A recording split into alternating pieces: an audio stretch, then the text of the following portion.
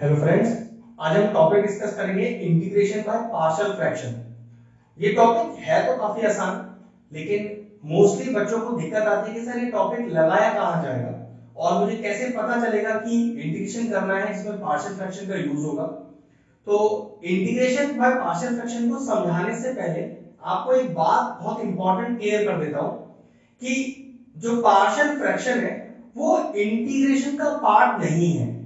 Partial fraction किसी particular जगह पर लगाया जाता है और वो चैप्टर इंटीग्रेशन चल रहा हो, सीक्वेंसिंग सीरीज चल रहा हो, कोई सा भी चल रहा हो। अब बात यही आती है कि फिर कैसे पता चलेगा कि भाई पार्शियल कहां लगाना है। तो ध्यान रखिएगा, चैप्टर आप कोई सा भी कर रहे हो, अगर किसी भी क्वेश्चन के डिनोमिनेटर में, जी हाँ ध्यान रखिएगा, किसी भी क्वेश्चन के डिनोमिनेटर में अगर फैक्टर फॉर्म हो तो पार्शियल लगाया जा सकता है। जी हाँ, फैक्टर्स मतलब कुछ इस तरह से, मैं डिनोमिनेटर की बात कर रहा हूं, मतलब न्यूमरेटर अपॉन डिनोमिनेटर। तो ये जो डिनोमिनेटर है हमें इससे मतलब है, न्यूमरेटर में क्या लिखा है नहीं लिखा है आपको कोई फर्क नहीं पड़ता। पार्शियल लगाने के लिए इस डिनोमिनेटर में फैक्टर होने चाहिए। फैक्टर मतलब कुछ इस तरह से, जैसे x+3, x-1, x² + 2, इस तरह के फैक्टर फॉर्म।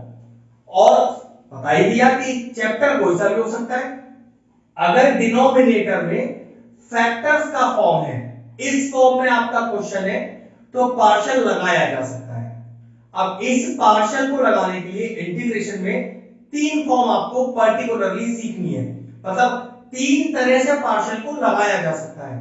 अब फिर से वही कंफ्यूजन, सर ये तो पहचान लिया कि पार्शियल लगेगा, लेकिन कौन से क्वेश्चन में कौन सा फॉर्म लगेगा ये कैसे पता चलेगा, तो उसकी पहचान देखते हैं। सबसे पहला पहचान, याद रखिएगा हम बात यहां पर डिनोमिनेटर की कर रहे हैं, न्यूमरेटर से कोई मतलब नहीं है, वो कुछ भी लिखा हो सकता है, ठीक है। डिनोमिनेटर में लीनियर फैक्टर्स होने चाहिए।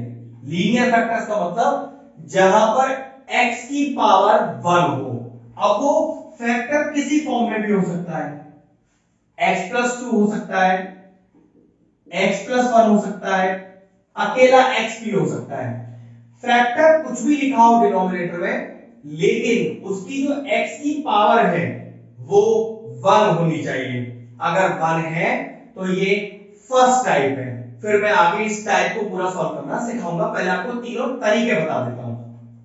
सेकंड टाइप देखिए, इस बार होंगे तो फैक्टर्स ही, लेकिन जो फैक्टर है उस पे होल स्क्वायर या फिर होल क्यूब कुछ ऐसा लग रहा होगा। ये इसका सेकंड टाइप है कि जब पूरे ब्रैकेट पर पूरे फैक्टर में होल स्क्वायर होल क्यूब लगा हो, ये टाइप 2 है हमारा। और तीसरा, होंगे फिर से फैक्टर ही, लेकिन इस बार x की पावर में 2 होगा। जी हां, x की पावर में 2 होगा इस तरह से। अब वो -1 हो, +1 हो, -2 हो, +2, उससे मतलब नहीं है। जिस तरह से फर्स्ट टाइप में x की पावर 1 थी ना, लीनियर फैक्टर था, इस बार आपका फैक्टर क्वाड्रेटिक होगा। बस ध्यान इस चीज पर रखना है। अगर आप ये तीनों पहचान समझ पा रहे हैं तो समझ जाइए, आपको इस टॉपिक को सीखने में दिक्कत नहीं आएगी। फिर समझ लेते हैं। पहली पहचान ये कि डिनोमिनेटर में जो फैक्टर होंगे उसमें x की पावर 1 होगी। दूसरी पहचान कि पूरा जो फैक्टर होगा उसके ऊपर होल स्क्वायर होल क्यूब लगा होगा। तीसरा कि जो आपका x है फैक्टर के अंदर उसकी पावर 2 ही होगी, मतलब क्वाड्रेटिक फॉर्म, पावर में 2 लगा होगा। बस ये तीन ही पहचान है ये बताने के लिए कि आपको पार्शियल लगाना है। अब मैं आपको तीनों टाइप के अच्छे अच्छे क्वेश्चंस करके दिखाता हूं और इसी वीडियो में पूरा इस टॉपिक को खत्म कर लेंगे। तो चलिए अपना वीडियो स्टार्ट करते हैं। चलिए क्वेश्चन देखिए, मैंने बोर्ड पे लिखा है। अब डिनोमिनेटर में फैक्टर्स है, तो ये बात तो डिनोट हो गई कि इसमें पार्शियल तो लगेगा ही लगेगा। लेकिन चेक करो, ये जो मैंने आपको भी तीन फॉर्म्स बताए थे, तीन टाइप बताए थे, उसमें से कौन सी टाइप का ये क्वेश्चन है। तो चेक करो, x की जो पावर है वो 1 है, लीनियर पावर है। इसका मतलब ये हुआ कि ये फर्स्ट फॉर्म का क्वेश्चन है। क्लियर हो गया। नाउ अभी मैंने आपसे कहा था कि ये जो पार्शियल फ्रैक्शन है ये कोई इंटीग्रेशन का पार्ट नहीं है, इंटीग्रेशन का मेथड नहीं है। इंटीग्रेशन को सॉल्व करने के लिए पार्शियल का यूज किया जाता है। तो जब हम क्वेश्चन में पार्शियल लगा रहे होते हैं तो इंटीग्रेशन का सिंबल और dx नहीं यूज किया जाता, याद रखिएगा इस बात का, ठीक है। 2x minus 1 whole upon x minus 1 x minus 2 x minus 3। पहले तो अपना क्वेश्चन कॉपी किया बिना इंटीग्रेशन का सिंबल और dx लगाए।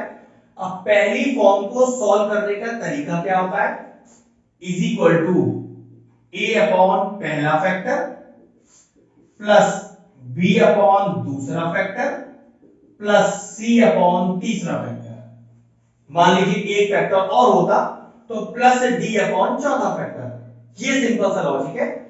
पहली टाइप में अगर आपको पता चलता है कि आपके डिनोमिनेटर में जो फैक्टर्स हैं उसमें x की पावर 1 है तो a अपॉन में पहला फैक्टर रख दीजिए, b अपॉन में दूसरा फैक्टर रख दीजिए, c अपॉन में तीसरा फैक्टर रख दीजिए। एक बात और, इन फैक्टर्स को आप आगे पीछे भी लिख सकते हैं, जरूरी नहीं कि ये इस ऑर्डर में लिखा है तो a b c के नीचे ऑर्डर भी यही होना चाहिए, ऐसा कोई नियम नहीं। पहले x 3 को लिख दो, बाद में x 2 को लिख दो, उससे फर्क नहीं पड़ता। अब अगला स्टेप क्या है, यहां मुझे लेना है एलसीएम। तो इसको तो सिर्फ एज इट इज कॉपी कर दो, कोई काम नहीं है इसका। तो यहां पर ये लीजिए x minus 1 x minus 2 x minus 3। अब एलसीएम अगर लेंगे तो x minus 1 x minus 2 x minus 3 LCM आ जाएगा। फिर भी कुछ बच्चों को डाउट हो कि सर मुझे एलसीएम लेने में बड़ी दिक्कत आती है, मुझसे इस तरह के एलसीएम नहीं लिए जाते। तो बिल्कुल परेशान होने की बात नहीं है, याद रखना यही एलसीएम आएगा जो आप यहां डायरेक्ट लिख सकते हो। हमेशा पार्शियल के तीनों टाइप में ये जो लिखा है यही आपका एलसीएम होगा हमेशा, ठीक है। तो डायरेक्ट लिख दिया x minus 1 x minus 2 x minus 3। Clear. अब x माइनस 1 में क्या मल्टीप्लाई करो कि तीनों फैक्टर्स आ जाए, मैं सिंपल एलसीएम ले रहे। तो x माइनस 1 x माइनस 1 तो मैच ही हो गया, ये दोनों मल्टीप्लाई करने पड़ेंगे। तो a into x minus 2 into x minus 3, ये मैं बिल्कुल सिंपल एलसीएम ले रहा हूं जैसे हमने छोटी क्लासेस में सीखा है। अब इस x माइनस 2 में क्या मल्टीप्लाई करूं, तीनों आ जाए। तो x माइनस 1 और x माइनस 3 और b, तो b इंटू x माइनस 1 और इंटू x माइनस का 3 प्लस इसी तरह से x माइनस 3 में क्या मल्टीप्लाई करूं कि तीनों आ जाए। तो पक्की बात ये दोनों करने पड़ेंगे। और c, तो c into x minus 1 x minus 2। Clear बेटा। एलसीएम लेने का वही तरीका जो हमने सीखा हुआ है, कैंसिल आउट हो जाएंगे हमेशा। अब जो बचा उसे लिखो, 2x minus 1 is equal to a into x minus 2 x minus 3। बिल्कुल आराम से एक एक स्टेप बताऊंगा। b into x minus 1 x minus 3 plus c into x minus 1 और एक्स माइनस 2। अब आगे क्वेश्चन में करना क्या है, लॉजिक ये रहेगा, टाइप तीनों की बात कर रहा हूं, हमें हमेशा a b और c का वैल्यू निकालना है। उन वैल्यूज को निकालने के लिए आप LHS और RHS में x की कोई भी वैल्यू पुट कर सकते हो जो आपकी चॉइस हो, जो आपकी चॉइस हो। फ्रैक्शनल हो सकती है, नेगेटिव हो सकती है, पॉजिटिव हो सकती है, जीरो हो सकती है।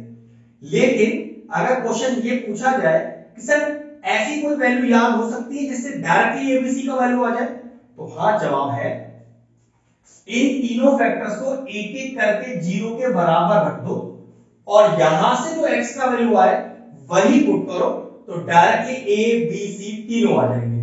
आपको ऐसा नहीं करना तो भाई फिर आप x की जो चाहे वैल्यू रखो, आंसर तब भी आएगा। मेरे तरीके से आंसर एक ही बारी में आ जाएगा, अगर आप तरीका वो यूज नहीं करते हो तो आंसर आने में थोड़ा टाइम लगेगा, ठीक है। तो चलिए सबसे पहले x माइनस 1 को जीरो के बराबर रखते हैं। तो x माइनस 1 को जीरो के बराबर रखा तो x की वैल्यू 1 पुट कर सकते हैं। तो चलिए x की वैल्यू 1 LHS और RHS दोनों में ही रखेंगे। तो put x is equal to 1। तो देखिए जरा, 2 1 are 2, 2 minus 1 is 1। अब जरा ध्यान से देखिए, a 1 minus 2 is minus 1, 1 minus 3 is minus 2। Check करो, जब मैं 1 यहां पुट करूंगा तो 1 minus 1 0, ये पूरा वैल्यू 0 हो जाएगा। जब मैं यहां 1 पुट करूंगा तो 1 minus 1 0, पूरा वैल्यू 0 हो जाएगा। इसका मतलब डायरेक्टली मेरे पास किसका वैल्यू आ जाएगा, डायरेक्टली मेरे पास वैल्यू आ जाएगा a का। कितना आया देखो, माइनस माइनस प्लस हो गया, तो ये हो गया 2a बराबर 1 और a का वैल्यू आया 1/2। आ गया ना सीधा आंसर। अगर डायरेक्टली इन फैक्टर्स को पुट करते हैं तो a b c का वैल्यू एक ही स्टेप में आ जाएगा। ठीक, चलिए दूसरा फैक्टर 0 के बराबर करते हैं। तो x माइनस 2 को अगर 0 के बराबर करूं तो x का वैल्यू आ जाएगा 2। तो चलिए put x is equal to 2। तो चलिए LHS RHS दोनों साइड को पुट करिए। 2 टू द 4 माइनस 1 3। चेक करो, जब मैं यहां पर x is equal to 2 put करूंगा तो 2 माइनस 2 0 आ जाएगा, ये पूरा 0 हो गया। चलिए b 2 minus 1 is 1, 2 minus 3 is minus 1। Check करिए 2 माइनस 2 यहां भी 0, फिर c का वैल्यू पूरा 0 हो जाएगा। यहां से 3 is equal to minus b और b का वैल्यू देखो डायरेक्टली फिर आ गया माइनस का 3। नाउ तीसरा फैक्टर 0 के बराबर करते हैं। अगर मैंने x माइनस 3 को 0 के बराबर किया तो x का वैल्यू कितना आ गया 3। चलिए फिर से LHS और RHS में x इज इक्वल टू 3 रखेंगे। कंफर्म है a आ चुका है, b आ चुका है, c का ही नंबर है इस बार। तो 3 टू 6 माइनस 1 5, तो 5 इज इक्वल टू, चेक करिए 3 माइनस 3 पूरा 0 हो जाएगा, 3 माइनस 3 पूरा 0 हो जाएगा, c का वैल्यू आएगा। तो 3 माइनस 1 इज 2 और 3 माइनस 2 इज 1। कितना आ गया 5 इज इक्वल टू 2c और 5 upon 2 is equal to c। तो इस तरह से a b c का वैल्यू आपके पास हमेशा आ जाएगा पहली बारी में, अगर आप ये तीनों फैक्टर्स 0 रखकर x का वैल्यू निकाल लें। कोई और वैल्यू रखना चाहते हैं और वैल्यू रख लें, इतनी जल्दी आंसर नहीं आएगा। या इससे कोई और अलग मेथड यूज करना चाहते हैं वो भी कर सकते हैं, बस याद रखिएगा आंसर जल्दी नहीं आएगा। इससे ज्यादा जल्दी आने का एबीसी का कोई और तरीका नहीं है। अगला स्टेप देखिए। अब नेक्स्ट स्टेप में करना क्या है, ये जो एबीसी का वैल्यू लाए हैं उसे वापस रखिए और यहाँ इंटीग्रेशन का सिंबल भी लगा लीजिए, क्योंकि मेरा जो मेन काम था इंटीग्रेशन सिंबल हटाकर एबीसी निकालने का, वो तो मेरा काम पूरा हो चुका है। तो इंटीग्रेशन का सिंबल भी लग गया और dx पे लग गया, तो इस तरफ भी लग जाएगा। तो integration of a is 1/2 upon x minus 1 dx plus b is -3, यहाँ डायरेक्टली माइनस लिख लेते हैं, 3 upon x minus 2 dx plus c upon, तो c का value 5/2 plus integration of 5/2 upon x minus 3 dx। अब चेक करने वाली बात ये है, यही तो पूरा एग्जैक्ट क्वेश्चन था जो मैं ऐसे स्प्लिट कर चुका हूं। बस अब क्या रह गया, तो सिर्फ इंटीग्रेशन करना रह गया। इसे एक प्रॉपर फॉर्मेट में डाल के बस इंटीग्रेशन कर देता हूं। ध्यान से देखिए, integration of 1 upon x minus 3 dx। मेरे ख्याल से तीनों के फॉर्मूले डायरेक्ट होते हैं। 1 अपॉन x का इंटीग्रेशन log x होता है, बस वही मेरे ख्याल से तीनों में लग जाएगा यहाँ पर। तो ये आ गया log मॉड के अंदर x minus 1। अगर इस x माइनस को आगे डिफरेंशिएट करूंगा, जी हाँ डिफरेंशिएट करूंगा तो 1 आएगा। इंटीग्रेशन में उस 1 से डिवाइड किया जाता है, लेकिन 1 से डिवाइड से कोई फर्क तो पड़ेगा नहीं, यही हो गया स्टेप। अगला यहाँ पर भी देखिए वही log ऑफ x minus 2, फिर से x minus 2 को डिफरेंशिएट करूंगा 1 ही आएगा, 1 से डिवाइड किया जाएगा कोई फर्क नहीं पड़ेगा, प्लस 5/2 log x minus 3, क्योंकि 1 अपॉन x का फॉर्मूला ही तो लग रहा है, 1 अपॉन x का इंटीग्रेशन log x होता है। फिर से x minus 3 का डिफरेंशिएशन कीजिए, 1 ही आएगा, 1 से डिवाइड होगा कोई फर्क पड़ेगा नहीं, और लास्ट में प्लस 3। तो ये हमारा फाइनल आंसर आ गया। हमने एक क्वेश्चन सॉल्व किया जिसका डिनोमिनेटर फैक्टर भी फॉर्म में था, हमने पार्शियल लगाया उसका फर्स्ट फॉर्म इसलिए तो उन फैक्टर्स में जो x की पावर है वो 1 है, और ये हमारा आ गया फाइनल आंसर। क्वेश्चन फिनिश हुआ। चलिए नेक्स्ट क्वेश्चन मैंने बोर्ड पे लिख दिया है। अब क्वेश्चन का डिनोमिनेटर चेक करो, फैक्टर है और फैक्टर में देखो x की पावर 1 है, तो ये तो कंफर्म है कि फर्स्ट फॉर्म का ही क्वेश्चन है। लेकिन देखो इस क्वेश्चन में थोड़ा सा ट्विस्ट है, जो हमने इंटीग्रेशन करते समय सीखा होगा।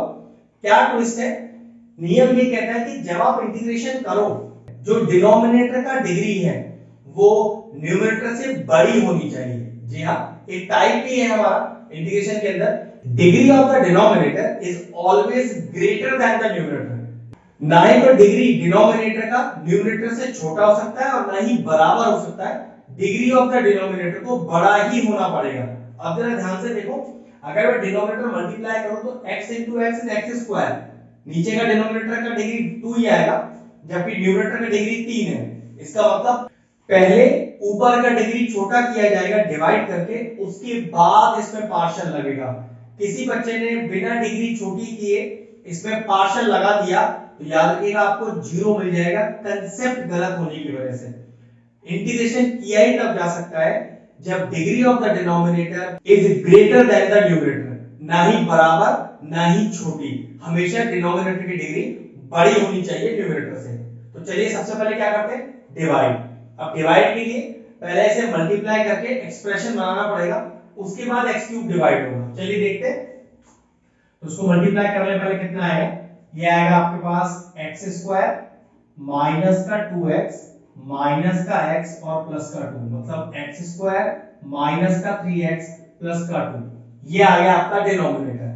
और x क्यूब अपॉन, ये कुछ इस तरह से लिखा हुआ है x cube upon x square minus का 3x प्लस का 2। अब सिंपल जैसे लॉन्ग डिवीजन सीखा है हमने 9th में 10th में, बिल्कुल उसी तरह से करेंगे। चलिए तो x स्क्वायर में कितना मल्टीप्लाई करें, x क्यूब आ जाए तो पक्की बात x मल्टीप्लाई करना पड़ेगा, फिर माइनस 3x को x से करें तो minus 3x into x is minus का 3x स्क्वायर, और प्लस 2 को x से करें तो ये आ जाएगा प्लस का 2x। चलिए अब साइन चेंज करें नीचे के, तो ये माइनस ये प्लस और ये माइनस, ये तो कैंसिल आउट हो गया, कितना बचा 3x स्क्वायर और ये कितना बचा 2x। x स्क्वायर में कितना मल्टीप्लाई करूं, 3x स्क्वायर आ जाए तो ये हो गया मेरे पास प्लस का 3, तो x square into 3 is 3x square. आगे देखिए माइनस का 3x into plus 3 is minus का 9x, सिंपल लॉन्ग डिवीजन कर रहे हैं, और प्लस का 2 into 3 इज प्लस 6। ये कितना आ गया चेक करिए, ये साइन चेंज हुआ, ये कैंसिल आउट हो गया, ये आ गया 7x और माइनस का 6। अब लिखने का तरीका क्या होता है, लिखने का तरीका होता है इंटीग्रेशन ऑफ, ध्यान रखिएगा सबसे पहले लिखा जाता है इसको जिसको बोलते हैं question plus remainder upon divider, और ये जो डिवाइडर है वो तो यही फैक्टर का फॉर्म था, इसे वापस फैक्टर का फॉर्म में लिख लेते हैं इस तरह से। चेक करें, अब आप चेक कर सकते हो, अगर इन दोनों फैक्टर्स को मल्टीप्लाई करो तो देखो x की पावर कितनी आएगी 2, तो नीचे की डिनोमिनेटर की डिग्री 2 हो गई, जबकि देखो ऊपर डिनोमिनेटर की डिग्री कितनी है 1। इसका मतलब ये हुआ कि मेरा ये जो काम है जिससे मैंने डिग्री छोटी करनी थी वो काम करेक्ट हो गया। बस अब तो एकदम आसान है, ध्यान से देखिए, तो x dx 3 बाहर 1 dx plus integration of 7x - 6 whole upon x - 1 x - 2 और dx। ध्यान से देख सकते हैं इन दोनों के तो डायरेक्ट इंटीग्रेशन के फॉर्मूले होते हैं, पुट कर देंगे। मेन तो ये वाला पार्ट है जिसके अंदर देखो फैक्टर्स किस फॉर्म में है, फैक्टर्स लीनियर फॉर्म में, मतलब x की जो पावर है वो 1 है। ये फर्स्ट टाइप का हो गया जिसमें हम घटने का तरीका a अपॉन और b अपॉन, चलिए करके दिखाते हैं। अगर हम यहाँ पर पार्शियल लगा रहे हैं तो पक्की बात है ये इंटीग्रेशन और dx हटाना पड़ेगा, तो 7x - 6 होल अपॉन x - 1 और x - 2 इज इक्वल टू कैसे रखते हैं, a अपॉन पहला फैक्टर प्लस b अपॉन दूसरा फैक्टर। अब इधर लेना है एलसीएम, बिल्कुल पीछे वाले क्वेश्चन की तरह जैसे क्वेश्चन नंबर 1 में हमने किया था, इसको तो एज इट इज कॉपी करना है। और मैंने क्या बताया था एलसीएम कितना आएगा, ये दोनों ही एलसीएम आ जाएंगे यहाँ पर हमेशा। अगर एलसीएम लेने में कभी भी दिक्कत आए तो परेशान होने का जरूरत नहीं है, इन दोनों फैक्टर्स को उठा के नीचे लिख दीजिए, यही एलसीएम होगा हमेशा। तो कितना आएगा यहाँ पर a इनटू भाई x - 1 में क्या मल्टीप्लाई करोगे दोनों आ जाए x - 2 इनटू a प्लस इसी तरह से b इनटू x - 2 में क्या मल्टीप्लाई करो दोनों आ जाए तो x - 1 करना पड़ेगा। पिछली बार की तरह देखो ये दोनों हमेशा कैंसिल आउट हो जाएंगे। अब इस a और b का वैल्यू निकालना है, उसके लिए मैंने आपसे क्या बोला था, आपको कुछ x का वैल्यू पुट करना होता है यहाँ पर। वैसे तो x की वैल्यू पुट करने का कोई नियम नहीं है, जो चाहो कर लो, लेकिन अगर डायरेक्टली आंसर लाना हो तो कौन सी वैल्यू पुट करो, इन दोनों को 0 के इक्वल करके जो x का वैल्यू आता है वही पुट कीजिएगा। जरा x - 1 को 0 के इक्वल कीजिए, 1 आएगा तो पुट कर दीजिए x = 1, LHS RHS दोनों में, तो देखो 7 × 7 7 - 6 is 1। अब देखो यहां पुट करो 1 माइनस 1 0, ये तो चला गया, डायरेक्टली a का वैल्यू निकलेगा यहाँ से। 1 माइनस 2 इज माइनस 1, तो what is the value of a का वैल्यू आ गया माइनस 1। चलिए इसको 0 पे कीजिए, तो x माइनस 2 इक्वल टू 0, तो x की वैल्यू क्या पुट करना है अगर आपको, तो पुट करना है, पुट कीजिए एलएचएस आर इसमें। 7 to the 14, 14 minus 6 is 8, 2 minus 2 0, a तो गया, b का वैल्यू डायरेक्ट आएगा, 2 माइनस 1 इज 1, तो b का वैल्यू कितना आ गया, b का वैल्यू 8 आ गया। a और b दोनों आ चुका है, बस सीधा यही रखेंगे इसको। देखो जरा किस तरह से, तो i is equal to integration of x dx, integration सभी का एक साथ करेंगे, क्योंकि अगर आपने एक इंटीग्रेशन कर दिया और एक छोड़ दिया तो फिर वो प्लस c1 प्लस c2 अलग अलग लगाने पड़ते हैं सबके लिए, तो वो थोड़ा सा दिक्कत वाला चीज है। चाहो तो कर सकते हो, ऐसा कोई प्रॉब्लम नहीं है। अब देखो कैसे रखना है यहाँ पर, ये पूरा जो एक्सप्रेशन है वो ये है जिसमें a और b का वैल्यू मैं निकाल चुका हूं, तो a अपॉन x माइनस 1 मतलब माइनस 1 अपॉन x माइनस 1 और dx plus b upon plus integration of 8 upon x minus 2 और dx। चारों इंटीग्रेशन मेरे बिल्कुल तैयार है, इंटीग्रेट कर देते हैं सीधा। तो i is equal to x का integration x square upon 2, formula कौन सा लगाया, x की पावर n का, फॉर्मूला क्या होता है x की power n plus 1 upon n plus 1, वही लगाया, प्लस 3। अब 1 को लिख सकते हो x की पावर 0 और लगा सकते हो x की पावर n का फॉर्मूला, तो 1 का इंटीग्रेशन कितना आ जाएगा, x आ जाएगा, ये माइनस बाहर कर लो, 1 अपॉन x माइनस 1 का integration log of x minus 1, इस x माइनस 1 का फिर से डेरिवेटिव कीजिए, 1 आएगा डिवाइडेड बाय 1, फर्क नहीं पड़ेगा आंसर में कोई, प्लस 8 बाहर कीजिए, फिर 1 अपॉन x माइनस 2, फॉर्मूला तो वही होता है log ऑफ x माइनस 2, फिर इस x माइनस 2 का डेरिवेटिव कीजिए, 1 आएगा डिवाइड भी जाएगा 1, कोई फर्क नहीं डालेगा, और प्लस c, ये लीजिए क्वेश्चन सॉल्व हो गया।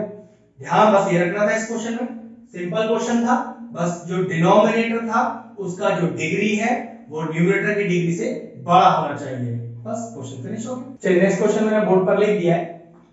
अब क्वेश्चन में फैक्टर है, ये बात तो कंफर्म हो गया कि पार्शियल लगेगा ही लगेगा। अगर हम क्वेश्चन को देख के ये बोले कि सर ये टाइप 1 का क्वेश्चन तो नहीं दिखा, क्योंकि देखिए यहाँ पर जो x की पावर है वो तो 2 है, और आपने कहा था जो तीसरा टाइप है जहां पर x की पावर क्वाड्रेटिक होती है उससे ये होगा, तो जवाब हाँ है। आप चाहे तो थर्ड टाइप से इस क्वेश्चन को कर सकते हैं, लेकिन याद रखिए अगर आपने इस क्वेश्चन को थर्ड टाइप से किया तो ये कम से कम आपका 20 मिनट ले लेगा, काफी लेंथी हो जाएगा, बड़ा हो जाएगा। लेकिन ऐसा भी कोई तरीका हो सकता है, क्या हम इसको फर्स्ट टाइप में चेंज कर सकते हैं? वैसे आपको मैं बताऊं हर क्वेश्चन में लॉजिक तो नहीं चलता, लेकिन जिसमें चल सकता है आपको लगाना है, क्योंकि ये क्वेश्चन मात्र 10 मिनट का है जिसमें 20 मिनट का टाइम ना खर्च हो जाए आपका। देखो क्या, अब क्वेश्चन दिखने में तो लग रहा है ये टाइप 3 है जिसमें x की पावर 2 है, मतलब क्वाड्रेटिक पावर है डिनोमिनेटर में, लेकिन जरा ध्यान से देखना, अगर मैं इस x स्क्वायर को t लेट ले लूं, ध्यान से देखिएगा, तो कितना डेरिवेटिव आएगा 2x dx बराबर dt। अब ये 2x dx चेक करो कहीं पूरा मैच तो नहीं हो रहा, 2x dx बिल्कुल मैच हो रहा है, तो सब्स्टिट्यूशन मेथड लगाया मैंने इंटीग्रेशन का, और देखो इस क्वेश्चन को मैंने क्या बनाया, 1 upon t plus 1 t plus 2 और dt। अब ये क्वेश्चन इस फॉर्म से इस फॉर्म में आ गया, अभी भी क्वेश्चन में फैक्टर्स ही हैं, लेकिन अब चेक करो जो डिनोमिनेटर में आपका वेरिएबल है t, उसका पावर कितना रह गया 1, और अगर यहाँ t की पावर 1 हो गई है तो पक्की बात ये लीनियर फॉर्म बन गई, टाइप 1 बन गया, हमारा समय बच गया, क्वेश्चन जल्दी हो जाएगा।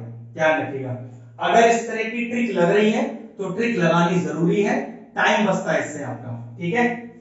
चलिए अब ये तो कंफर्म है कि क्वेश्चन ये फर्स्ट टाइप का हो चुका है, क्योंकि यहाँ पर t की पावर 1 हो गई है, आपको भी पार्शियल लगाना है तो ये इंटीग्रेशन का और dt का सिंबल हटाना पड़ेगा, तो 1 अपॉन t प्लस 1 और t प्लस 2, क्योंकि हमारे फैक्टर्स बिल्कुल लीनियर हैं तो लिखने का तरीका a अपॉन पहला फैक्टर प्लस b अपॉन दूसरा फैक्टर। इसके बाद की कहानी बिल्कुल सेम, चलिए फटाफट फटाफट करके दिखाते हैं।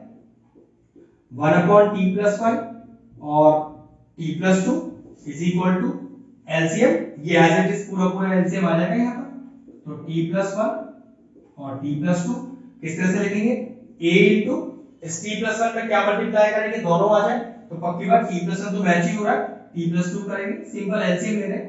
इसी तरह से यहाँ b के साथ मल्टीप्लाई क्या होगा, t प्लस 2 तो मैच ही हो रहा है, t प्लस 1 आ जाएगा।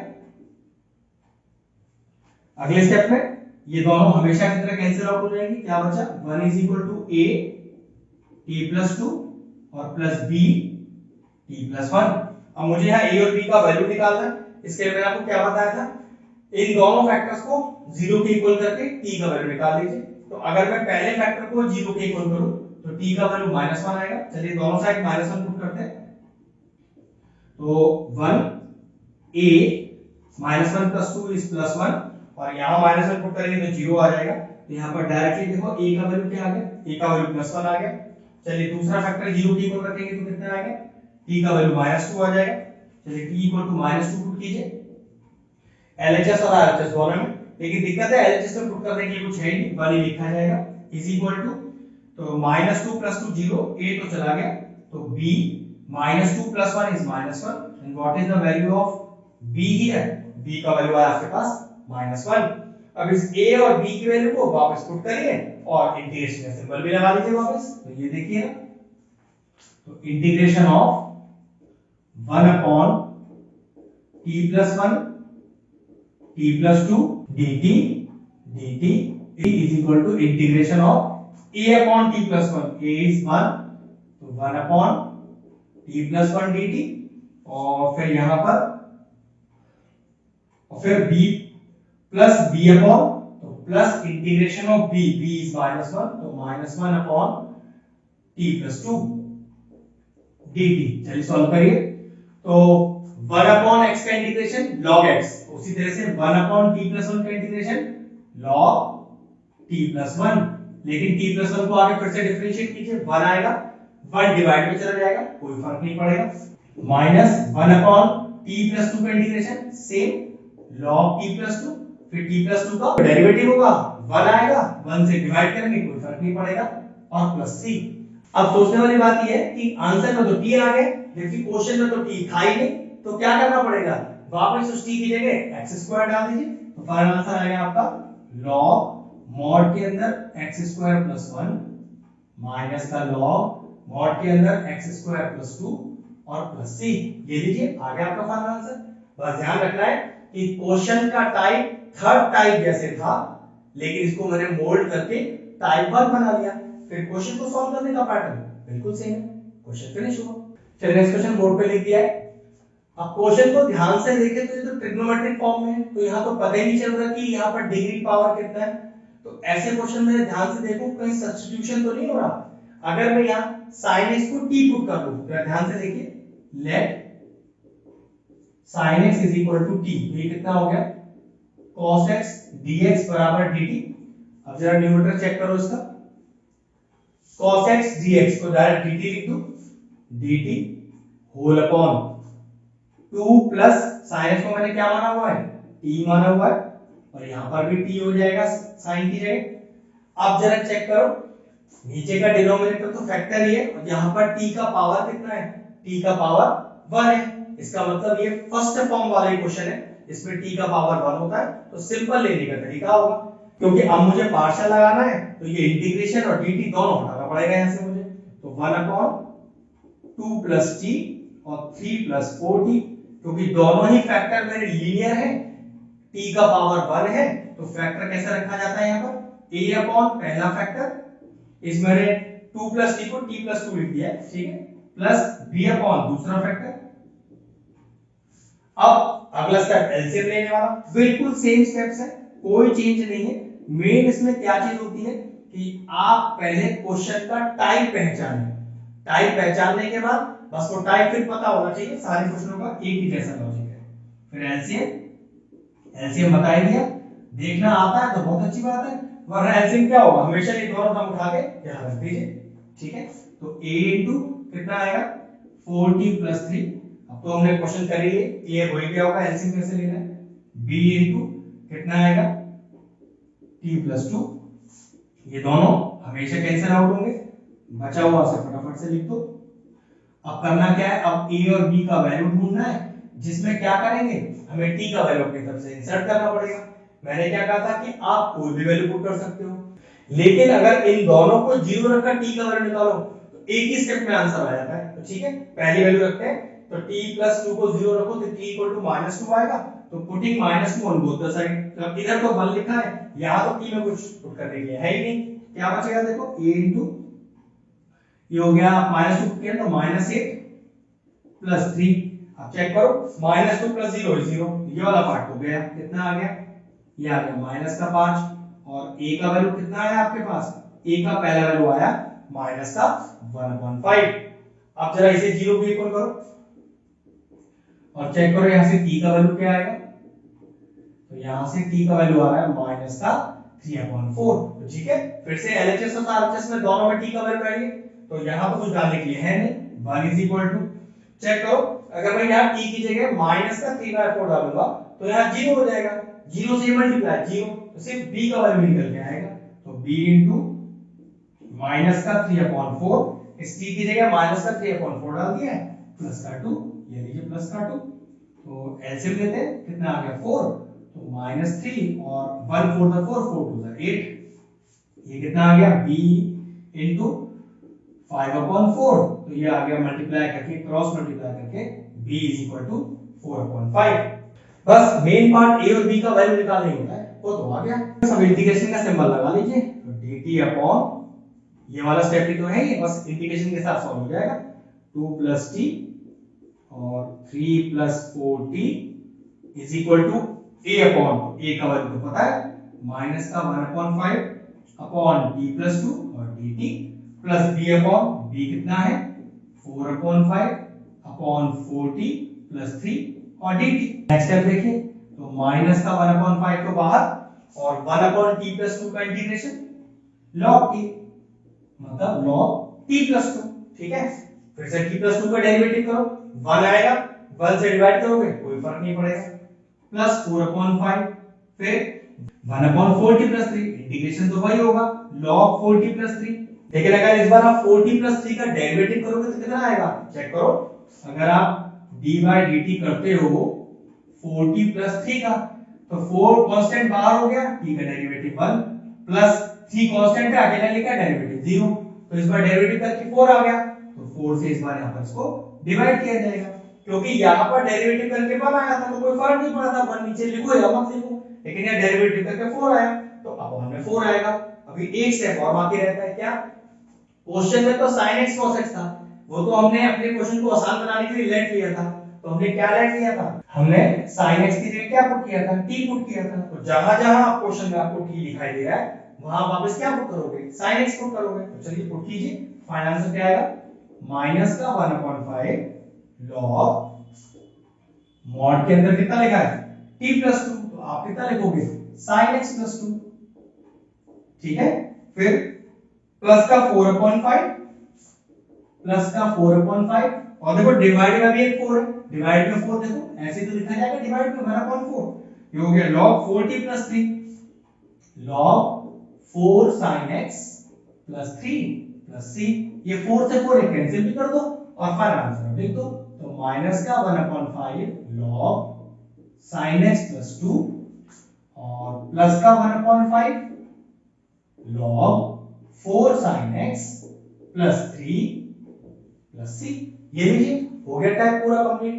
अब फर्स्ट टाइप में कोई भी ऐसा क्वेश्चन नहीं बचा है जिसमें कहीं कोई ट्विस्ट एंड टर्न हो, मैंने आपको टाइप 1 के सारे तरीके से क्वेश्चन करके दिखा दिए हैं, अच्छे से इसकी प्रैक्टिस कीजिए टाइप 1 की, अब आपको इस पर दिक्कत नहीं आना चाहिए। स्टार्ट करते हैं टाइप 2, चलिए टाइप 2 का पहला क्वेश्चन लेते हैं।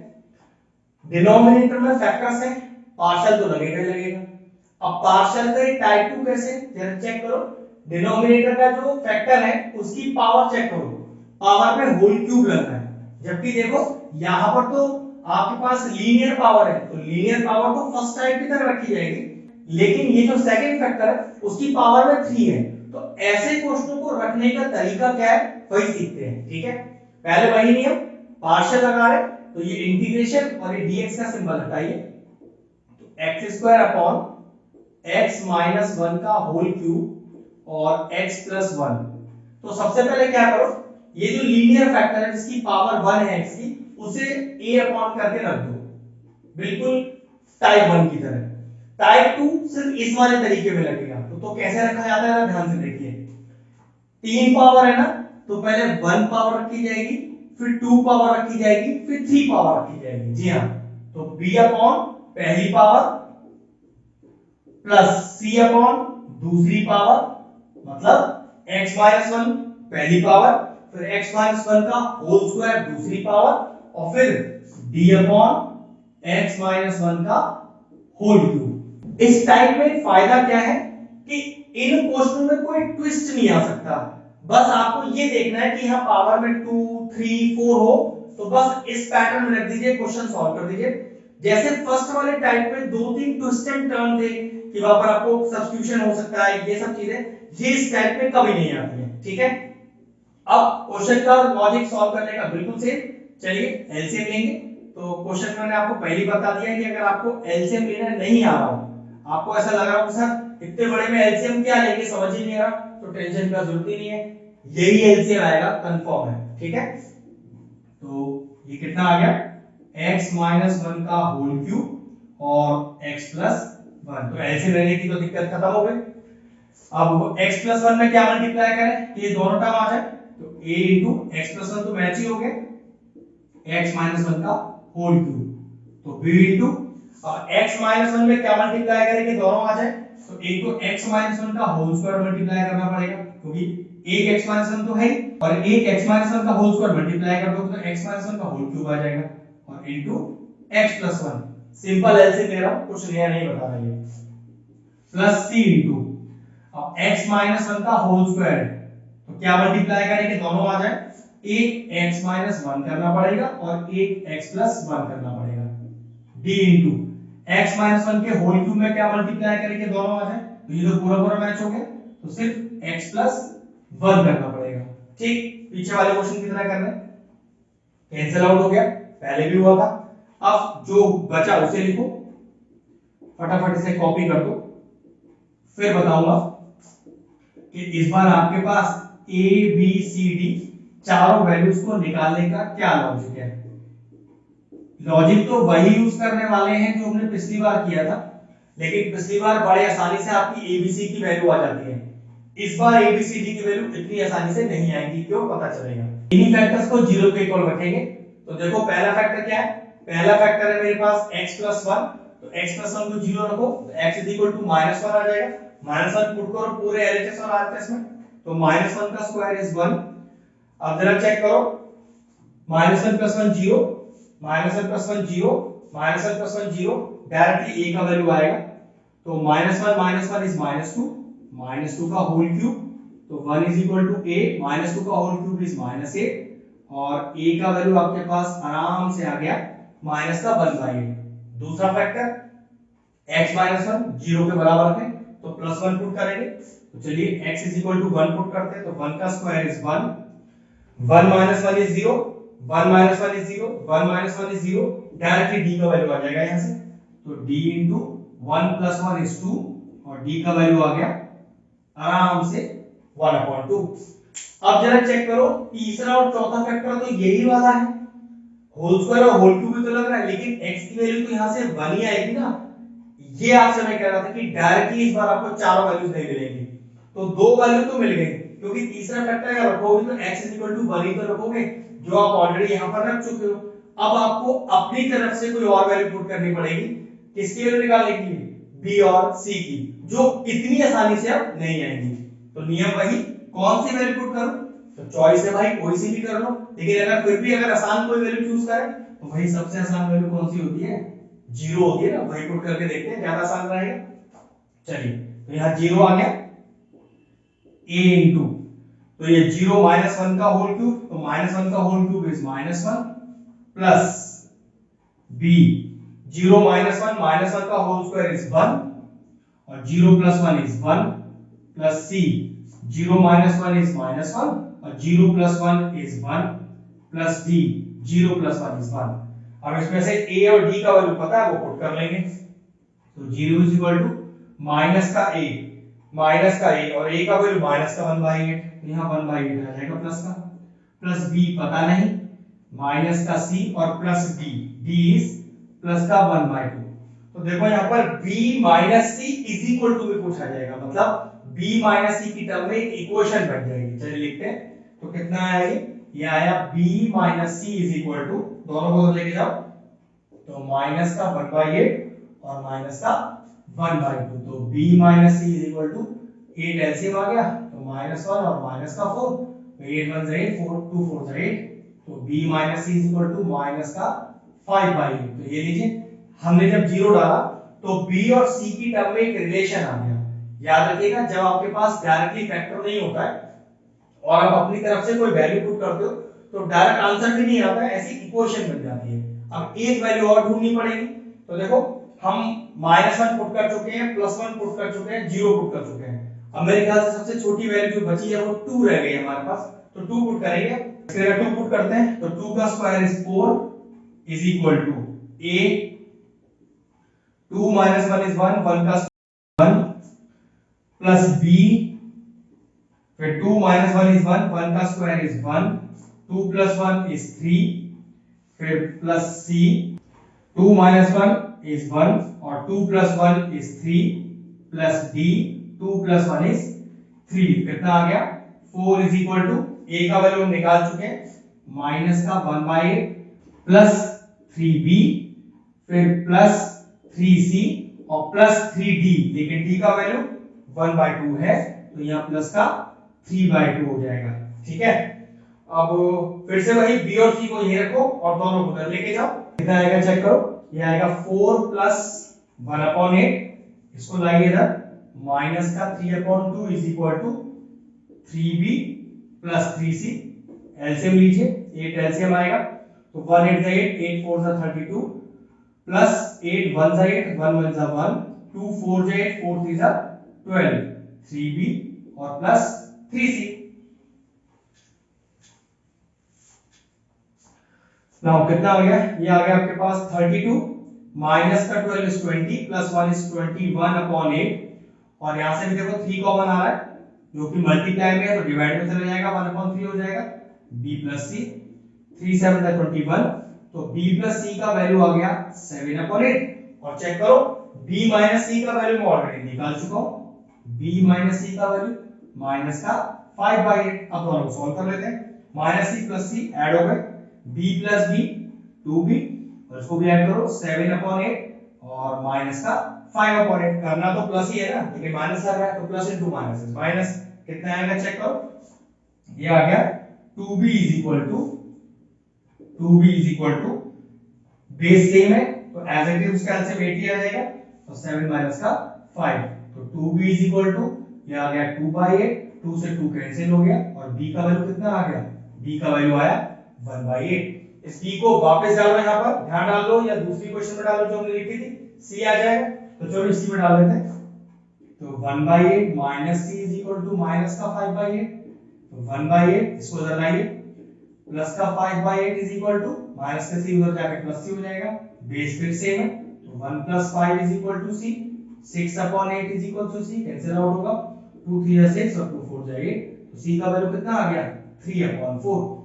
जब हमारे पास फैक्टर सीधा नहीं मिलता, हमें अपनी तरफ से कोई वैल्यू डालना होता है, तो इस तरह का कैलकुलेशन थोड़ा लंबा हो जाता है, वैल्यू आएगा जरूर लेकिन थोड़ा कैलकुलेशन हो जाएगा, तो मिस्टेक ना हो जाए तो थोड़ा ध्यान रखना। तो अब देखो हमारे पास चारों वैल्यू हो जानी चाहिए, तो a का वैल्यू कितना आया था मेरे पास माइनस का 1/8, b का वैल्यू अभी आया है 1/8, c का वैल्यू अभी आया है 3/4, और d का वैल्यू मेरे पास आया था 1/2।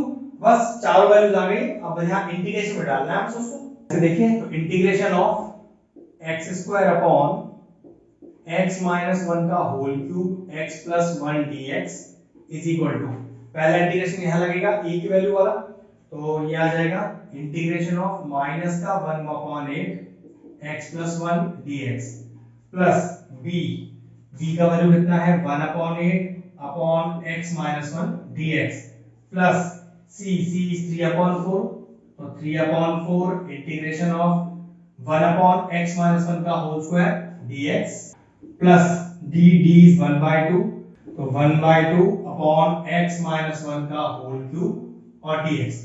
जरा इसको सही से इंटीग्रेशन के सेटिंग में लगाते हैं, तो माइनस का 1/8 one upon X plus one D X plus का one upon eight one upon X minus one D X. अब देखो ये नीचे x माइनस वन का होल स्क्वायर है ना, इसको कैसे लिखा जाएगा इंटीग्रेशन करने के लिए, x माइनस वन की पावर माइनस टू, जिसमें मैं लगा हुआ x की पावर n का फॉर्मूला, सेम यहाँ पर प्लस वन बाय टू बाहर और x माइनस वन की power minus three dx। Next step देखिए, माइनस का वन अपॉन एट कितना आएगा formula, log x plus one, x plus one का डेरिवेटिव कीजिए, वन आएगा, वन से डिवाइड किया जाएगा कोई फर्क नहीं पड़ेगा, प्लस वन बाई एट, फिर से वन अपॉन एक्स का इंटीग्रेशन log x, मतलब one upon X minus one का integration log of x minus one, x minus one का डेरिवेटिव वन आएगा, डिवाइड करने में कोई फर्क नहीं पड़ेगा, प्लस थ्री अपॉन फोर। अब x की पावर n लगाइए, तो x की power n plus one upon n plus one, फिर से x माइनस वन का डेरिवेटिव वन ही आएगा, वन से डिवाइड कोई फर्क पड़ेगा नहीं, प्लस वन अपॉन टू, फिर से x की पावर n, तो x की power n plus one upon n plus one, फिर x माइनस वन का डेरिवेटिव वन ही आएगा, डिवाइड होगा वन से कोई फर्क पड़ेगा नहीं, और प्लस c। चलिए आखिरी स्टेप और देख लेते हैं, तो i is equal to minus का one upon eight log of x plus one, फिर प्लस का one upon eight log of x minus one, यहां चेक करिए, यहां पर आएगा माइनस का वन बचेगा नीचे, तो ये आ जाएगा माइनस का थ्री अपॉन फोर, और यहाँ x माइनस वन की पावर माइनस वन, तो ये कितना हो जाएगा, ये हो जाएगा one upon X minus one, x minus one की पावर माइनस वन है तो माइनस वन हटाने के लिए वन अपॉन कर दिया। इसी तरह से देखो यहाँ माइनस टू बचेगा नीचे, तो ये माइनस का एक तो वन अपॉन फोर हो जाएगा पहले, और यहाँ पर भी माइनस टू बचेगा, उसे डिनोमिनेटर में ले आते हैं, तो ये कितना हो जाएगा one upon X minus two का होल स्क्वायर, लास्ट में क्या लगा लें प्लस सी। ये लीजिए अब हमारा फाइनल आंसर आ गया, बस क्वेश्चन फिनिश हो गया। चलिए अगला क्वेश्चन इस टाइप का लिख दिया है, वैसे मैंने आपको शुरू में बताया कि इस टाइप में कोई ट्विस्ट एंड टर्न होता ही नहीं है, सिंपल सा क्वेश्चन है। देखिए पहले डिनोमिनेटर में फैक्टर है, तो ये कंफर्म होगा कि पार्शियल से ही होगा। अब पार्शियल के तीन टाइप है, हम सेकंड टाइप पे ही कर रहे हैं, तो ये सेकंड टाइप का ही क्वेश्चन है, वो हमें कौन बताता है। तो देखो ये तो यहाँ पर तो x की पावर 1 है, तो ये तो टाइप 1 का पार्ट है, लेकिन चेक करो यहाँ होल स्क्वायर लग रहा है, तो मैंने आपसे क्या कहा था, जब ब्रैकेट पर होल स्क्वायर होल क्यूब हो तो ये टाइप 2 बन जाता है, तो पक्की बात है टाइप 2 का ही क्वेश्चन है। तो पार्शियल लगाने के लिए क्या करेंगे, इंटीग्रेशन और dx का सिंबल हटाइए पहले, तो x square plus x minus 1 whole upon x plus 1 का होल स्क्वायर और x प्लस 2। लिखने का तरीका, पहले लीनियर वाले फैक्टर को लिख देते हैं टाइप 1 से, a अपॉन x प्लस 2, इसका काम तो खत्म हो गया। अब यहाँ पर पावर में 2 है, तो कैसे बताया था, पहले सिंगल पावर रखी जाएगी फिर डबल पावर रखी जाएगी, तो b अपॉन पहले सिंगल पावर रखो, तो x प्लस 1 की पावर 1 प्लस c अपॉन अब दूसरी पावर रखो x प्लस 1 का होल स्क्वायर, ये लीजिए रख लिया। अब इसके बाद क्वेश्चन बिल्कुल सेम है जैसे हमने पीछे किया, क्या सबसे पहले एलसीएम लेना है, तो एलसीएम लेने के लिए पहले इसको सिंपल कॉपी करना है, और मैंने आपको ये भी बताया कि अगर आपको एलसीएम समझ में नहीं आ रहा है इसका, तो कुछ मत कीजिएगा, इसको एज इट इज कॉपी करके नीचे लिख दीजिएगा, यही एक्चुअल में आपका एलसीएम होता है, तो x प्लस 1 का होल स्क्वायर और x प्लस 2। नेक्स्ट स्टेप देखिए, x प्लस 2 में क्या मल्टीप्लाई करोगे पूरा टर्म आ जाए, तो ये तो ऑलरेडी मैच ही हो गया, बस x प्लस 1 का होल स्क्वायर करना पड़ेगा इनटू a प्लस तो b इनटू, और x प्लस 1 में क्या मल्टीप्लाई करूं दोनों आ जाए, तो 8x प्लस 1 तो मैच हो ही रहा है, एक x प्लस 1 करना पड़ेगा, एक x प्लस 2 करना पड़ेगा, ठीक है, प्लस c। अब x प्लस 1 के होल स्क्वायर में क्या मल्टीप्लाई करोगे क्या आ जाए, तो ये तो पूरा पूरा ही मैच हो गया, तो पक्की बात x प्लस 2 करना पड़ेगा, ये लीजिए x प्लस 2 आ गया। हमेशा की तरह ये हमेशा कैंसिल आउट हो जाएंगे, क्या बचा वो लिखते हैं, तो हमारे पास ये बच गया, फटाफट कॉपी कर लेते हैं इसको, plus b into x plus 1 x plus 2 plus c into x plus 2। अब इस a b c का वैल्यू निकालना है, कैसे निकालना सिखाया है, x की वैल्यू पुट करके जो हमें यहां से मिलेगी, तो चलिए पहली वैल्यू पुट करते हैं, x प्लस 2 को 0 पुट करो, x इक्वल टू -2 आ जाएगा, -2 पूरे एलएचएस आरएचएस में पुट करो, तो देखिए -2 का square is 4, -2 -1 is equal to a -2 plus 1 is -1 का होल स्क्वायर इज 1, -2 + 2 0, -2 + 2 0, तो यहाँ से डायरेक्टली a का वैल्यू आएगा 4 - 3 is 1 is equal to a, तो डायरेक्टली a का वैल्यू कितना आ गया 1 आ गया। अगला वैल्यू पुट करो, अगर 0 की फिल करोगे तो x इक्वल टू -1 आ जाएगा, तो -1 ही पुट करना है। तो चलिए x इज इक्वल टू -1, तो -1 का स्क्वायर इज 1, फिर यहाँ -1, यहाँ भी -1 इज इक्वल टू -1 + 1 0, ये पूरा चला गया, -1 + 1 0, ये पूरा चला गया, ये वैल्यू आएगा c का, तो -1 + 2 इज +1, ये कट गया, तो -1 इज इक्वल टू c, तो ये लीजिए c का वैल्यू आ गया। अब दिक्कत है x + 1 0 पुट कर दिया, अब यहाँ पर भी तो x + 1 ही है, होल स्क्वायर भी होगा तो उससे फर्क क्या पड़ेगा, x का वैल्यू तो वही आएगा। इसका मतलब हमारे पास तीसरा वैल्यू नहीं है डायरेक्ट, तो मैंने क्या कहा था अपनी तरफ से कोई वैल्यू पुट कर लेते हैं, तो छोटी से छोटी वैल्यू ले लो, 0 सबसे आसान वैल्यू है जो आपको सॉल्व करने में थोड़ी मदद करेगी, तो जब अपनी तरफ से कोई वैल्यू लेनी हो तो 0 ले पहले। चलिए 0 पुट यहाँ करें, 0 पुट यहाँ करें, ये आ गया -1, फिर a इंटू 0 + 1 is 1, 1 का square is 1, plus b into 0 + 1 is 1, 0 + 2 is 2, और c 0 + 2 is 2। इसमें से a और c का वैल्यू आ चुका है, वो भी पुट कर दो, तो -1 is equal to a is 1, ये लीजिए, प्लस b को भी निकाला नहीं है तो प्लस 2b, और प्लस 2c, क्योंकि c का वैल्यू -1 है तो ये -2, ये कितना हो गया चेक करो, ये हो गया आपके पास -1, इस 1 को इधर लाओ -1, ये -2 इधर लाओ +2 is equal to 2b, -2 + 2 is 0, तो ये लीजिए b का वैल्यू कितना आ गया, b का वैल्यू आपके पास आ गया 0। स्टेप क्या है, बस a b c का वैल्यू तो आ गया, यहाँ पुट करके डायरेक्ट इंटीग्रेट करना है। चलिए यहाँ पर इंटीग्रेशन का सिंबल लगा दीजिए, तो x² + x - 1 x + 1 का whole square x + 2 dx is equal to integration 1/x + 2 dx plus b, तो 0, तो इसको सॉल्व करने की जरूरत ही नहीं है, प्लस c, तो c का वैल्यू -1 है, इंटीग्रेशन ऑफ -1/x + 1 का होल स्क्वायर और dx। तो अगला स्टेप कितना आएगा ये चेक करो, पहले इसको प्रॉपर्ली इधर डाल देते हैं, तो ये एज इट इज, यहाँ तो कोई चेंज नहीं आएगा, यहाँ थोड़ा चेंज करना पड़ेगा, क्या x + 1 का होल स्क्वायर डिनोमिनेटर में है, पहले इसको न्यूमरेटर में लेके जाते हैं, उसके बाद इंटीग्रेट करेंगे इसको इस तरह से। चलिए कितना हो गया, ये हो गया log of x + 2, और x + 2 का डेरिवेटिव करेंगे 1 आएगा, 1 से डिवाइड होगा, कोई फर्क नहीं पड़ेगा, ये x की पावर n लगेगा, फॉर्मूला क्या होता है x की power n + 1 upon n + 1 plus c, और x + 1 को डेरिवेटिव फिर से करेंगे तो 1 आएगा, 1 से डिवाइड होगा, कोई फर्क पड़ेगा नहीं, ये कितना आ गया, ये आ गया log of x + 2, अब ये -1 तो ये प्लस हो गया, और ये पावर -1 तो ये 1 अपॉन में चला जाएगा, प्लस c, ये लीजिए हो गया आपका टाइप 2 पूरा। टाइप 2 में कोई अलग से ट्विस्ट नहीं है, बस आपको टाइप 2 पहचानना है, और लॉजिक आपके सामने है, टाइप 1 और टाइप 2 दोनों कंप्लीट है। स्टार्ट करते हैं टाइप 3। चलिए टाइप 3 का पहला क्वेश्चन लिख दिया है मैंने। अब टाइप 3 है, कैसे पहचानना सिखाया था मैंने आपको, चेक करो, यहां पर फैक्टर का जो x का पावर है वो 2 है, क्वाड्रेटिक पावर है, इसका मतलब ये कंफर्म है कि ये टाइप 3 का क्वेश्चन है। लेकिन देखो पहली पावर तो सिंपल लीनियर है, तो इसको तो कोई लॉजिक ही नहीं है, फर्स्ट टाइप की तरह से a अपॉन करते रहते हैं, ट्विस्ट यहां पर है वो सिखाते हैं, ठीक है। अब क्योंकि आपको पार्शियल लगाना है तो ये इंटीग्रेशन और dx हटाइए, कैसे लिखेंगे 2x - 1 अपॉन x + 1 और x² + 2, ध्यान रखिएगा ये पार्शियल का सबसे इंपॉर्टेंट टाइप है, और इसमें आपको ट्विस्ट वाले क्वेश्चन मिल जाएंगे, वो भी करके दिखाऊंगा, ठीक है। तो सबसे पहले लीनियर फैक्टर रख लेते हैं x + 1, तो वो तो सिंपल आ जाएगा a अपॉन x + 1, इसका जुगाड़ तो फिनिश।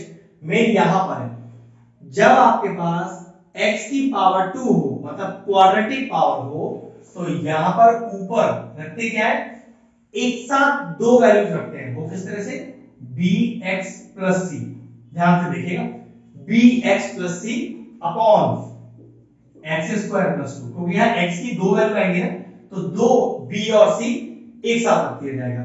मान लो आप ये चाहो कि सर मैं इसको पहले रखना चाहता हूं यहां पर और x + 1 को बाद में, तो कोई दिक्कत नहीं है। देखो उसको लिखने का तरीका क्या होगा, अगर आप मान लो x² + 2 को पहले फैक्टर में रखना चाहते हो, तो ये हो जाएगा ax + b upon x² + 2 plus c upon x + 1। ये बात मैंने आपको पहले ही बताया था फैक्टर को आगे पीछे रखने का कोई लॉजिक नहीं है, बस आपको याद रखना है सारे फैक्टर मौजूद हो और वो फैक्टर कौन सी टाइप का है वो सही से टाइप लगा दी जाए। आप इसको पहले लिख रहे हो या आप इसको पहले लिख रहे हो, इससे कोई मतलब नहीं है, ठीक है। तो क्या लॉजिक था, अगर x की पावर में 2 हो और आप उसको यहां रख रहे हो तो दो वैल्यूज एक साथ लेनी पड़ेगी। a तो आप ले चुके, तो b और c लिखने का तरीका bx + c upon x square plus 2। बस अब इसके बाद की कहानी बिल्कुल सेम जो आप पीछे यूज करते आए हो, क्या, एलसीएम।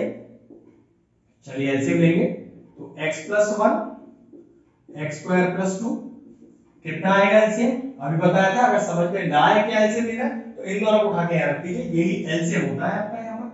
तो x + 1 और x स्क्वायर प्लस 2, तो a इंटू x + 1 में क्या मल्टीप्लाई करेंगे, दोनों आ जाए तो पक्की बात x स्क्वायर प्लस 2 करना पड़ेगा, प्लस bx + c तो आएगा ही आएगा ये वाला मल्टीप्लाई में, और x स्क्वायर प्लस 2 में क्या मल्टीप्लाई करें, दोनों आ जाए x + 1। अब हर बार की तरह ये दोनों कैंसिल आउट होंगे ही होंगे, क्या बचा 2x - 1 = a x square plus 2 और bx + c और x + 1। अब यहां से वो abc का वैल्यू भी निकालना है, इन फैक्टर्स को 0 के बराबर रख के वैल्यू लेंगे। तो चलो पहला फैक्टर 0 के बराबर रखते हैं, x + 1 को 0 रखो, -1 आ जाएगा, पुट करो x = -1, तो पक्की बात है एक वैल्यू तो आएगी आएगी, तो 2 * -1 = -2, -1 तो -3 = चलो अब यहां पर भी डालो -1, तो a * -1 का होल स्क्वायर इज 1, 1 + 2 = 3। अब जरा चेक करो, -1 + 1 0, ये पूरा 0 हो जाएगा। तो देखो डायरेक्टली a का वैल्यू कितना आ गया, a का वैल्यू आपके पास -1 आ गया। अब अगर मैं इसको 0 रखता भी हूं तो देखो बात नहीं बन रही है, क्यों, चेक करो जरा ध्यान से देखो, x स्क्वायर = -2 और ये तो कुछ इस तरह का आ जाएगा √-, और ये बात तो हमें पता है कि भाई रूट के अंदर नेगेटिव साइन तो एक नॉन रियल क्वांटिटी है जिसका कोई एग्जिस्टेंस ही नहीं होता है। 11th क्लास में हमने चैप्टर पढ़ा था कॉम्प्लेक्स नंबर, ये तो वो चीज है। तो यहाँ इससे तो कोई हमारा मतलब ही नहीं है, मतलब हमें और बची दोनों वैल्यूज निकालने के लिए अपनी तरफ से ही x की कोई वैल्यू पुट करनी पड़ेगी, जैसे हमने सेकंड टाइप में किया था। तो फिर कौन सी वैल्यू ले, फिर मैंने आपसे क्या कहा था, आसान वैल्यू से स्टार्ट करेंगे। चलो 0 ले लेते हैं, 1 भी ले सकते हैं, वैसे लेना पड़ेगा 1 भी क्योंकि दो वैल्यूज निकालनी है अभी। तो चलो x में 0 डालते हैं, तो 0 हो गया, तो यहां आ गया -1 = a, ये 0 हो गया, +2 तो 2 आ जाएगा यहां पर, फिर प्लस b * 0 = 0, तो c बचेगा, और 0 + 1 = 1, तो ये हो जाएगा -1 = 2a + c। a का वैल्यू मैं निकाल चुका हूं, a का वैल्यू निकाल चुका हूं, डायरेक्ट डालो उसके अंदर, तो ये रहेगा -2 + c, ये -1 + 2 = c, और c का वैल्यू कितना आ गया, c का वैल्यू आ गया 1, दो वैल्यूज को आ गए। चलिए तीसरी वैल्यू 1 ही डाल लेते हैं, सबसे आसान वैल्यू 1 ही बची है हमारे पास, तो 2 × 1 = 2, -1 = 1, तो 1 आ गया, = a, ठीक है। नाउ 1 का स्क्वायर इज 1 + 2 = 3, फिर प्लस bx, x का वैल्यू तो 1 डाल रहे हैं तो ये b + c आ जाएगा, b + c, और 1 + 1 = 2। यहां से दो वैल्यू निकाल चुके हैं, a भी निकाल चुके हैं, c भी निकाल चुके हैं। चलो डालते हैं, तो पहले प्रॉपर्ली लिख लें जरा, तो 1 = 3a + 2b और प्लस का 2c, तो 1 = 3 × a का वैल्यू -1 है और c का वैल्यू चेक करो 1 है, तो यहां से b निकल आएगा वैसे आराम से, ठीक है, c का वैल्यू 1 है, ठीक है। तो हो गया 1 = -3 + 2b और +2, ये जो कितना आ गया, -3 + 2 = -1, -1 इधर आके हो गया +1, ठीक है। तो 2 = 2b, और यहां से b का वैल्यू कितना आ गया, b का वैल्यू आ गया 1। तीनों वैल्यू अपने पास मौजूद है, a भी आ गया, b भी आ गया, c भी आ गया, बस अपने यहां वैल्यू पुट करके इंटीग्रेट करना है। चलिए इंटीग्रेशन का सिंबल लगाते हैं, 2x - 1 x + 1 और x square + 2 dx = a is -1, integration of -1 x + 1 dx plus integration of bx + c, b is 1, तो 1x हो गया plus c is again 1 upon x square plus 2 dx। अब वैसे मैं पहले इसको सेपरेट करूंगा, तो जरा पहले इसको मैं इस तरह से लिख लूं, ठीक है, बाद में करूंगा इंटीग्रेट एक साथ। Plus x upon x square plus 2 और dx और plus 1 upon x square plus 2 dx। अब मैं क्या करता हूं, इसको मानता हूं I1, इसको मानता हूं I2 और इसको मानता हूं I3। तीनों को अलग अलग मानने का फायदा अभी आपको दिख जाएगा।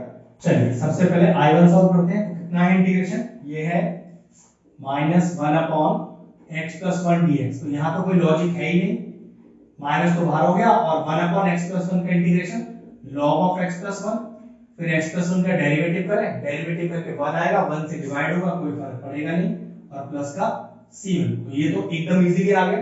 चलिए I2 करते हैं। तो I2 कितना है, ये है integration of x upon x square plus 2। अगर आप इंटीग्रेशन चैप्टर की नॉलेज रखते हैं और पार्शियल फ्रैक्शन तक आ गए तो देखते ही आप पहचान सकते हो कि इसमें सब्स्टिट्यूशन लग रहा है। कैसे, देखिए एक्स स्क्वायर प्लस 2 को लेट करिए, तो लेट एक्स स्क्वायर प्लस 2 बराबर t। एक्स स्क्वायर का डेरिवेटिव हो गया 2x और 2 का हो जाएगा 0 और dx बराबर dt। जरा चेक करो x dx मैच कर रहा है, तो यहां से 2 हटाओ, तो x dx को क्या लिख सकते हो आप, dt अपॉन 2। ये सिंपल मैं क्या कर रहा हूं, सब्स्टिट्यूशन मेथड से इंटीग्रेशन कर रहा हूं। तो I2 कितना हो गया, चेक करो, x dx का वैल्यू dt by 2 हो गया, तो dt by 2 लिख दिया, अपॉन इस पूरे को मैंने t माना हुआ है। 1 अपॉन t का इंटीग्रेशन कितना होता है, इसका इंटीग्रेशन होता है log t और प्लस c2। वापस अब इस t का वैल्यू पुट कीजिए, तो half log t is x square plus 2 और प्लस का c2। ये लीजिए मेरा I2 भी बिल्कुल तैयार आ गया। अब I3 करना रह गया। अब I3 की बात करें तो I3 देखिए क्या लिखा हुआ है, integration of 1 upon x square plus 2। अब वैसे डायरेक्ट फॉर्मूला है, उसके लिए मैं क्या करूं, उस 2 को लिख दूं √2 का होल स्क्वायर और dx। तो चेक करो फॉर्मूला लग रहा है 1 upon x square plus a square का, तो 1 upon x square plus a square integration dx। Formula होता है 1 upon a tan inverse x upon a और प्लस c। चलिए भाई लगाते हैं। तो I3 हमारे पास आ जाएगा 1 अपॉन √2, क्योंकि a का वैल्यू √2 है, tan inverse x upon √2 plus का c3। I1 आ गया, I2 आ गया, I3 आ गया। अब इसको लास्ट में बस लिखने का तरीका क्या है, I is equal to I1 plus I2 plus I3। भाई तीनों जो हमने I1 I2 I3 लिए थे उनके बीच में प्लस ही लग रहा है, मैंने प्लस ही लगा दिया। तो I is equal to I1 आ गया log of x plus 1 plus c1 plus I2 का वैल्यू है 1/2 log x square plus 2 plus c2 plus I3 का वैल्यू है 1 upon √2 tan inverse x upon √2 और प्लस c3। अभी c1 c2 c3 को plus c लिखना है, लेकिन उसके लिए स्टेप देखो कैसे लिखते हैं। तो I is equal to minus log x plus 1, c1 मत लिखना, plus half log x square plus 2, c2 मत लिखना, plus 1/√2 tan inverse x upon √2 और लास्ट में लिख दोगे एक प्लस c, जिसमें इस c का वैल्यू है क्या, लिखोगे लास्ट में where this c is equal to c1 plus c2 plus c3। बहुत सारे c आ जाए तो लास्ट में एक प्लस c डाल दीजिए और लिख दीजिए ये जो c मैंने डाला है कांस्टेंट, ये एक्चुअल में वो सारे c जो मैंने ऊपर लिए हुए थे उन सब का सम है। बस क्वेश्चन फिनिश हो गया। शानदार क्वेश्चन था, और करके दिखा दो। चलिए इसी टाइप का एक क्वेश्चन मैंने बोर्ड पे लिख दिया है। अब डिनोमिनेटर अगर देखें तो फैक्टर है, पार्शियल तो लगेगा ही लगेगा। और चेक करो x की पावर 2 है, x की पावर 2, ये भी कंफर्म होगा कि टाइप 3 का क्वेश्चन है। लेकिन अगर ध्यान से देखें तो पहला x का पावर 2 है तो ax प्लस b अपॉन लिखना पड़ेगा, और दूसरा भी x का पावर 2 है तो प्लस cx अपॉन d, मतलब a b c d चार वैल्यूज तक जाएगा। इस क्वेश्चन में छोटा सा लॉजिक है। लॉजिक क्या, अगर आपको ऐसे एक्स स्क्वायर ऊपर भी दिखाई दे, ध्यान से देखिएगा, ये लॉजिक आप तभी लगा सकते हो। एक्स स्क्वायर नीचे तो दिख गया, कोई टेंशन ही नहीं है, लेकिन वो एक्स स्क्वायर आपको न्यूमरेटर में भी दिखाई दे तो दो एक छोटा सा ट्विस्ट है हमारे पास। क्या, पहले तो इस क्वेश्चन को बिना इंटीग्रेशन और dx लगा कर लिखिए, तभी इस लॉजिक को आप लगा सकते हो। देखो क्या, एक बहुत ही अच्छा क्वेश्चन है।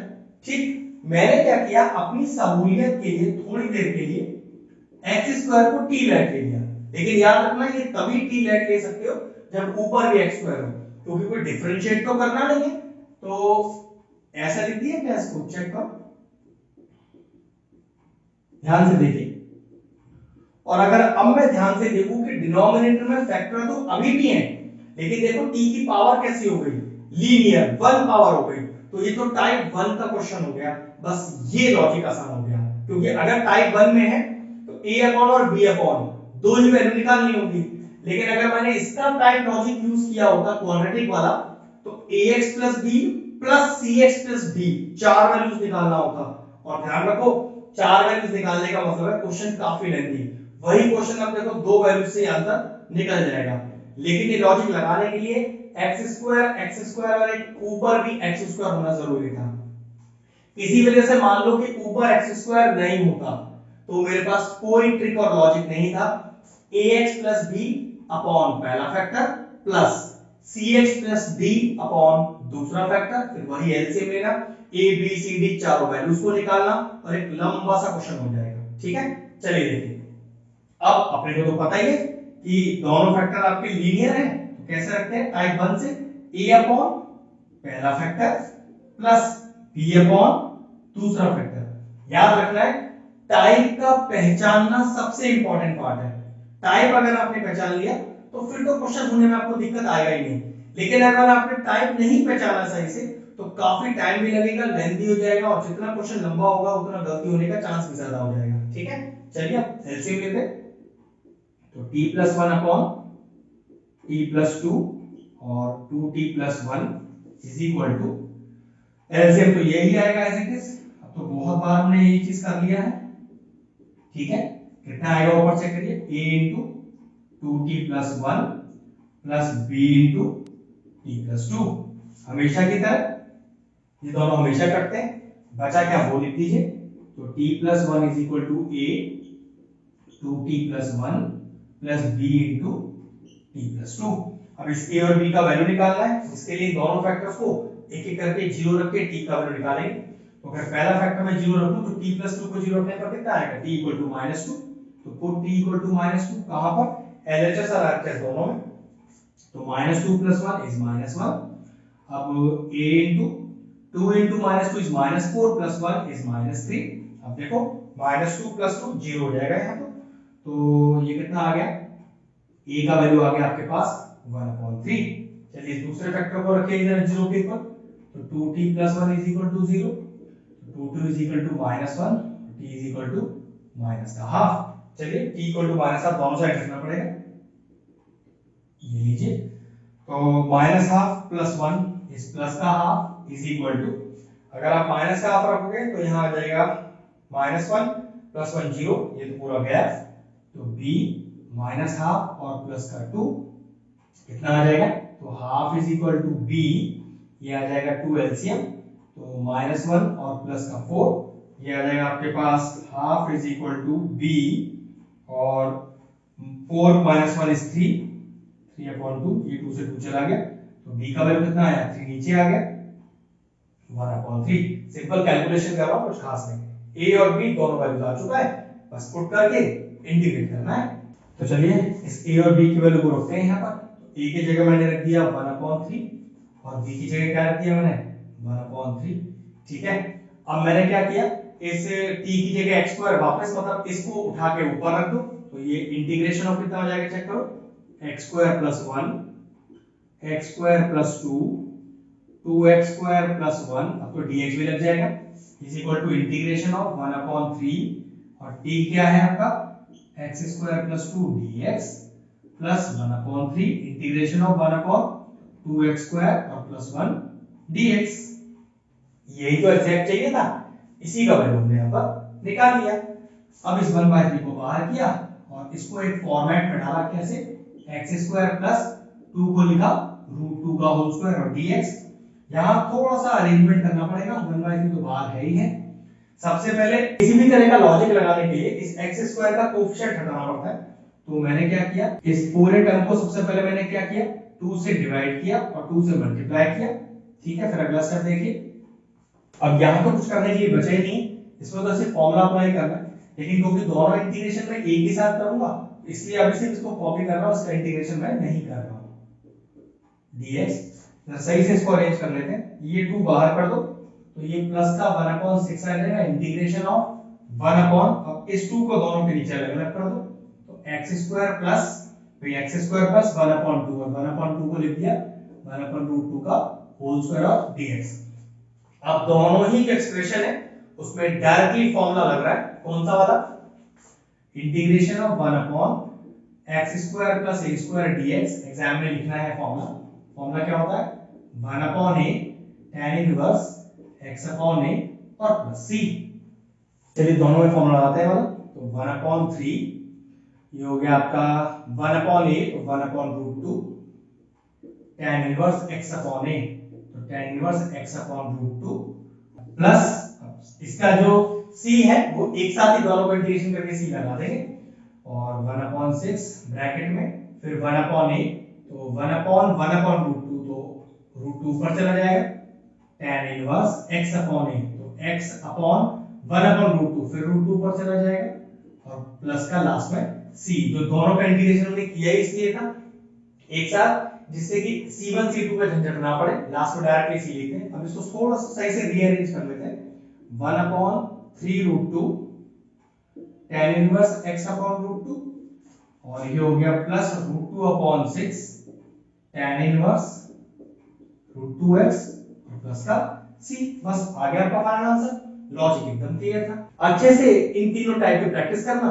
सबसे इंपॉर्टेंट टाइप तो वैसे आपका टाइप 3 है क्योंकि इसमें ट्विस्ट काफी सारे आए थे जो मैंने बताया, लेकिन जैसे जैसे आप इनकी अच्छे से प्रैक्टिस करोगे फिर आपको इनसे क्वेश्चन में दिक्कत नहीं आना चाहिए। मेरी तरफ से तीनों टाइप के परफेक्ट तरीके मैंने आपको सिखा दिए, आपको डाउट अब होना नहीं चाहिए। इस वीडियो को अच्छे से देखें, एक एक कांसेप्ट इसका सीखें और फिर अपनी एनसीईआरटी या आपके पास जो भी रेफरेंस बुक है उससे ट्राई करें।